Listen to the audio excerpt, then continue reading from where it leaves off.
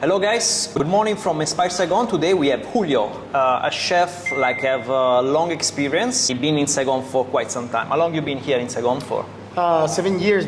It's gonna be 7 years now. 7 years, okay.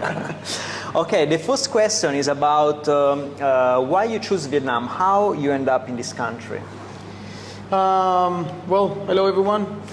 For me, the first question was when I was living in China before. Yeah. I was always working as a chef, and always I was a little bit hunger to get some more things. So I got the business opportunity to come to Vietnam, not only as a chef, but also as a business partner of a restaurant, which I think every chef dreams about that, you know, to have your own restaurant. I have this opportunity, so before that, Vietnam was not in the map for me. Never know about it. Never been about it, you know. For me, it was like some rivers and something, you know. Without being disrespectful, it's just my ignorance was not. Yeah.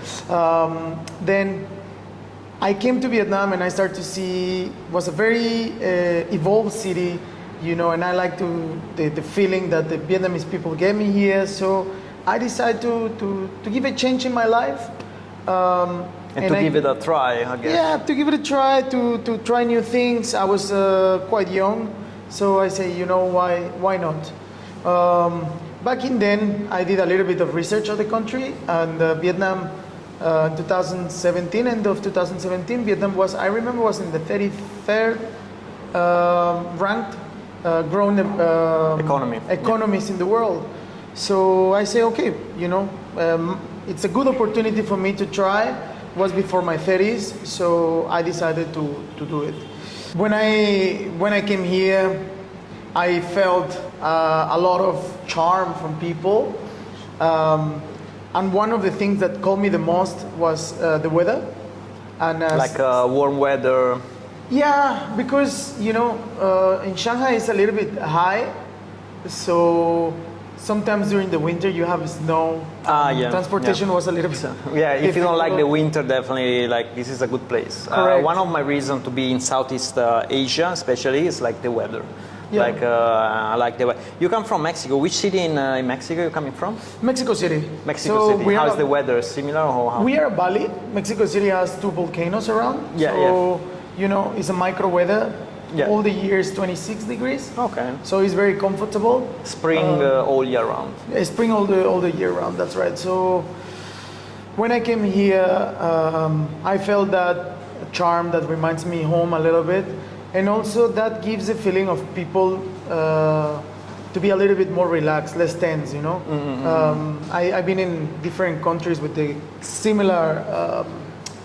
Weather, and turns out that people is always a little bit more friendly, less stress, and more, you know, take things more laid back without being irresponsible, of course. So that was one of the reasons, the first reason.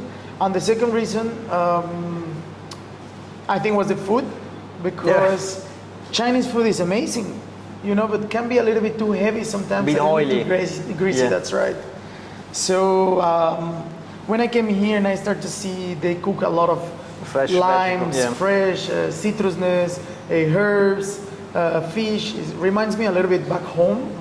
So I say, oh, this is something that calls me a little bit. Plus, of course, the city and the people, it was like catch me. Okay. Plus, the business opportunity I have here. So I think it was a good timing for me in my life to make a change, and which I don't regret at all. I'm very happy. Running a restaurant is something really exciting and something really, let's say, also charming, because every chef would like to have like his own restaurant. But also, it's very dangerous, because it's in the end of the day, it's not only about cooking, it's also about making business. So, can you tell me, up to you, what's the difference between success and unsuccess and failure? I always compare these two sports, right? I would say that this is like solo sports or team sports, right? Team sports, you always depend on the rest of the team, you know, and you play the game differently. While solo sport is you versus you. You know, you versus your mind, you versus your body, versus your concentration. You know? Yeah, correct.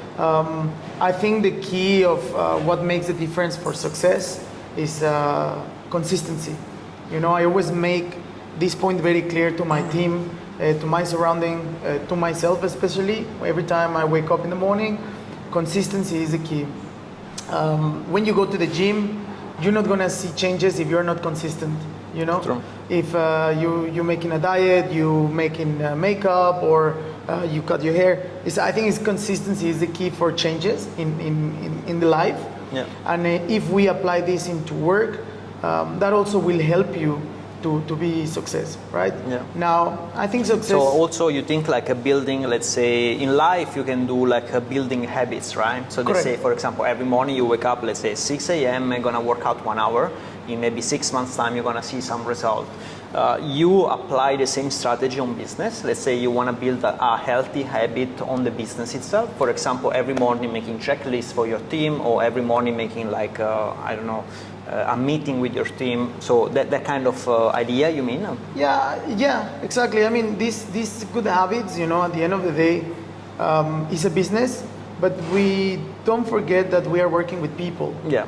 So good habits can turn into good environment. So when a company has a good environment to work, the productivity always go high. Yeah. And also when you have good habits, you become like a model for somebody to follow. Yeah. Right? Especially with the young generations, people want to be like you. So when they see the good manners and the good habits in you, they would like to follow. Yeah. Which is good for a business perspective and also for working environment in general, Yeah, right? yeah. In other hand, if you, I think one of the most dangerous part of that is not being focused, because you are the head of the team. Let's say you are the captain of the team. Yeah. So if you lost control, everyone loses correct. control. Yeah. You lose control. You become aggressive. You become rude. You lose those habits, or you do bad habits. People will take it from you as well. Have you seen during your career, and no need to be here in Vietnam or some other country too, like a situation where you see a business fail because one of these problems? Totally. I think that was my very first experience in Asia when I came. I was working for a restaurant that it was the 7 friends who put the restaurant together. That's a lot. Yeah, that's a lot. And also, I was very inexperienced in terms of not skills, but in terms of business mindset. Yeah. So I slowly start to see how the business was dying, like a plant without putting water. This is because I start to see all the mistakes in people, what they start to do one by one separately. And it's not like I didn't want to see it. I see it and I learn from it because I don't want to repeat that in the future. Yeah, safe. It's funny, right? Because my brother is also a chef. Ah, really? Okay. Yeah. It's a full family of in the industry. Kind of. And my he also used to have restaurants in Shanghai before. Okay. So I was talking with him when all this pre-opening phase and so on, and he just gave me a call to see how I am. I think he was not worried much about, because he knows already, but he asked me how I'm feeling. And I told him, well, you know what, I'm feeling good, but I'm feeling scared. Yeah. You know, because the last 3 years what happened, that you see so many factors, like the COVID variant, right? It was like, nobody expect on this. Some industries keep working normally, but our industry was completely damaged. So I say I'm scared. And he answered to me, scare is good. You know, fear is good. Because you care. You run. Yeah. You run away from the fear. You know, you have something pushing you behind and keeps you aware. So if you don't have anything to fear, your life becomes too relaxed. What's the most funny or crazy story happened to you in Vietnam? Big question. Okay, so I think I have many. Okay. Many. You know, it's been almost 7 years, and I have I think once per month. But I think was one that really left Stand a out. mark in Yeah. my life here in Vietnam. Like I mentioned to you before earlier, I used to live in China, where in Shanghai especially, very safe city, you know. I come from Mexico City, which is quite dangerous, and you know. So my perspective changed of the world. I was thinking Asia was like China, but it was completely none. And I got baptized here after like 20 days or something to living here. I was opening the restaurant back in then. Was Tomatito? Tomatito, that's yeah. right. So I remember it was before TED. And Before that, Yeah. there is a lot of thief, a lot of things because people need they need extra cash. let's say correct. that. So I didn't knew about that. So only people told me just lock your bike. But I say, okay, that's, you know, It's okay. it's yeah. okay, you know. My life was work, home, work. So it was not dangerous for me. I remember I changed apartment to District 4 to a very brand new apartment, which looks very nice because it was near to work. So I moved all the things I brought from my previous house in another country, and I need to clean the apartment. But I was so busy with the restaurant that I didn't want to do it myself because I was so tired too. So I remember I asked my landlord for the telephone number, and then he said, "Oh yeah, there's some maids from the building, and they will clean for you." So I went downstairs. I tried to speak to them, but Google Translation and so on. Yeah. So then they came. So I see 3 maids. So I say, okay, one day 3 maids can be faster. So they start to clean the house, and then like 2 or 3 days later, I was coming back from home, and I remember the officer from downstairs, security guy, gave me a passport suitcase, a passport case. Sorry. There's something very personal, something that I call it the emergency pack.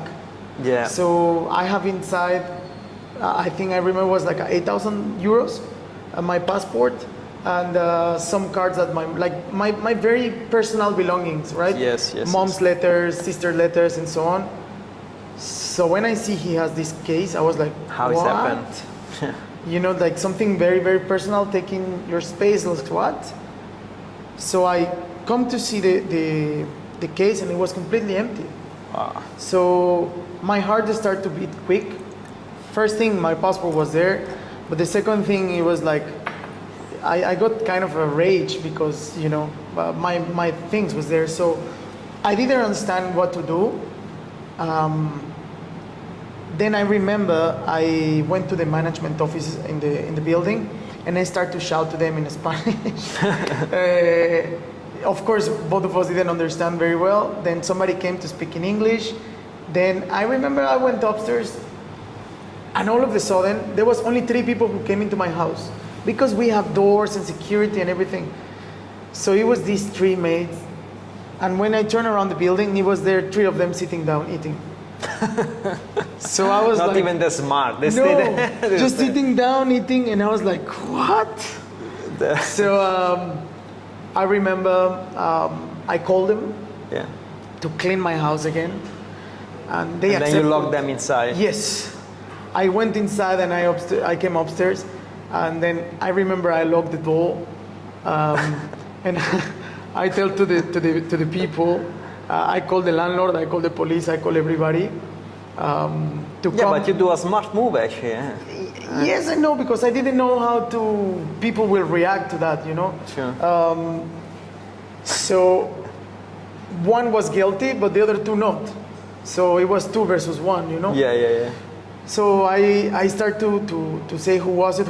I was for hours inside, locked the apartment, and until the police came and I started to knock doors. Police came, and turns out that one actually revealed it was her. So it was 3 person. It was 1 maid. It was 3 maids. one that physically looks like angry, Yeah. and the other one looks very old and looks so sweet, like almost like a grandma. Yeah. And the other one looks middle-aged. So I really thought it was like, you know, like the angry looking I one. see from the description that you do like an identikit, right? You try to understand who is the criminal Yeah, here. exactly. So it was like playing a game, you know, who's the guilty one. Yeah. And I remember the eldest talking to me very sweet, like, no, it's just me, you know, like just like this. And but turned out that it was her. She was the one. So, you know, I remember when this happened, I still have some things in my luggage. Yeah.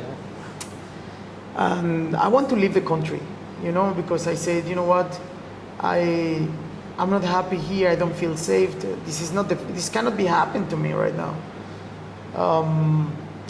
So I started to call people. I didn't have much friends here back in then, so it's just like 20 days or something. So I started to calling people, and some people say, you know what, it's Vietnam, forget it, you know, get lost, and it's just money and so on. I say, no, it's not about money. It's like, I cannot feel unsafe in my own house where I sleep. Yeah. You know, if they rob me outside on that work Makes or so on, sense, it's different. But at home, I can't sleep, you know. So I remember police came and we catch her. Yeah. But then it was funny because one police station, they say, it's okay, just let her be. I was like, what? No, let her be, no. I catch for you, you know. Like, but then we went to at least 4 or 5 police stations, different police stations. The funny part was after like a week, my brother was visiting here back in then, and until the 5th police station, it turns out that I get back my belongings. Not only the money, but the cards, the letters, which it has way much more value. I don't think has a value for me. It's just like something. I just don't measurable. understand why she take it actually. Why she take the letter for what? It's a case. So she take everything. She took everything, and then, you know, I think she forgot the papers at home, maybe. Yeah. For her, it doesn't mean anything, but for me, it means a lot. Yeah. So I think that was like the biggest thing for me. It turns out the lady sold the money because it was like a 500 euro, which is very difficult to exchange. So she sold it for gold, and that day I was sitting down with the gold shop owner. He came to apologize to me. He said he didn't knew it was rob money and so on. Yeah. We shake hands. We say, sorry, I understand you. It So turns she out, give back the gold, you take back the money. yeah, Okay. exactly the same bills. So Okay. exactly the same, same money. the bills. Yeah. So that was a red flag for me as soon as I arrived to Vietnam, because I felt you need to be aware. Yeah. We talked about fear before, right? So in China, You don't have this. I don't have that fear, you know. But when I came here, it kind of turned on my chip of, you know, when I'm in Mexico, I'm very alert everywhere. Yeah. When I'm traveling, also alert. So you think like if something happened like this in Mexico City, you're gonna find out in the same way, or gonna be more difficult to resolve this problem? Of course, it's your country, so in a way it's easier I don't think you will be able to recall. to not even to see who was it.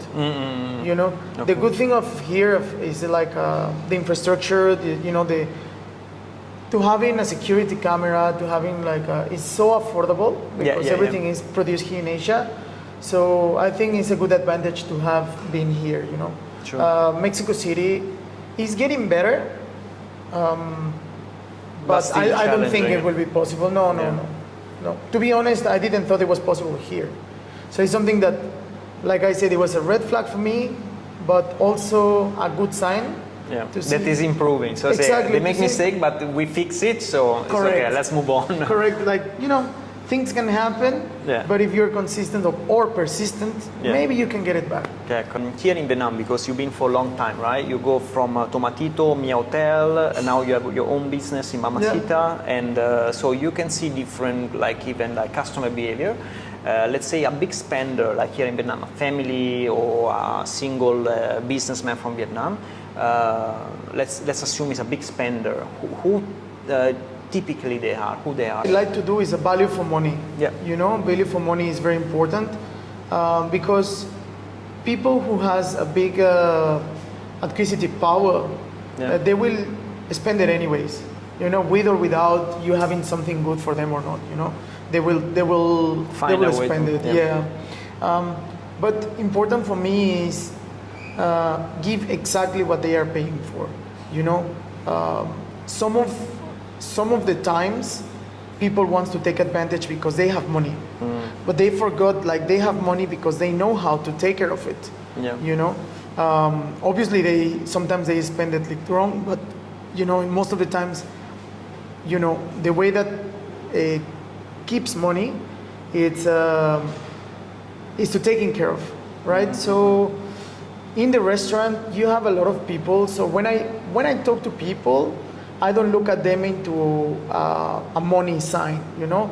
I look at them as a people, you know, and not because they have money I'm gonna make them spend more. Yeah, you know, I try to give them a good experience, and a good flavors and a good food and good drinks.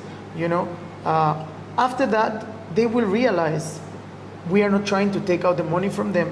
Yeah. And so they also feel more relaxed and to correct. Yeah. And to be honest, in the last almost 7 years I've been here, my customer has been following me from Tomatito. After Tomatito, I moved to Fukuoka 1 year. I remember. Yeah, you told me. Yeah, I have people flying to see me to the resort and staying at the resort just to get my experience. Okay. Then come back to Saigon and now to the restaurant. So it's been like I'm very grateful about that, but it's been very honest, following customer, loyal customer that they know I will never cheat them. The important thing for me is to have this solid base of, you know, loyal customers. Yeah. I don't mind too much how much they spend. You know, I like them to come back all the time. Yeah. And how about if you need to give an advice for a young chef that he want to open his own business? What's an advice? I think Sometimes the advice also be careful of, because you know can make a lot of mistake, especially when you're young, you don't have experience. So jumping in some business can be a bit, let's say, dangerous. Like not for the life-threatening dangerous, but for financial point of view or for whatever, you know. I think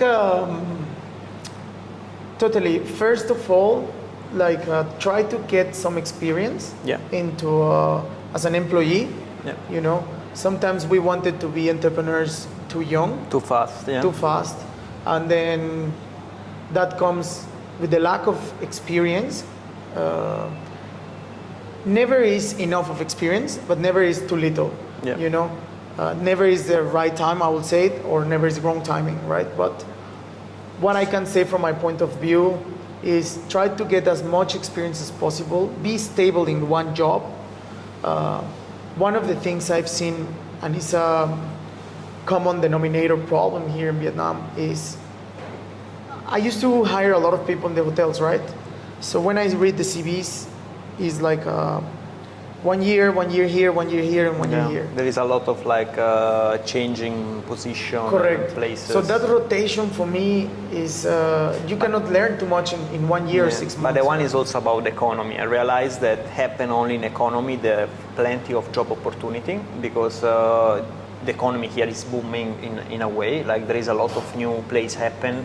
And of course, there is every time there is a, let's say, new hotel open up, they need staff, so they're gonna offer even a little bit more to gain. Correct. Things don't happen in economy that, like for example in Italy, you get one job, keep it, because otherwise you're gonna be on the road. You know, there's gonna be no other offer for some time. But that's my point. When you are working, or when you go into a job or a company, you need to choose carefully what company are you choosing. Yeah, but once you choose, then and also, even though you are young, you are investing your time, you know. Yeah. So that's my first advice is invest your time wisely. You know, don't think only about the money in a short term.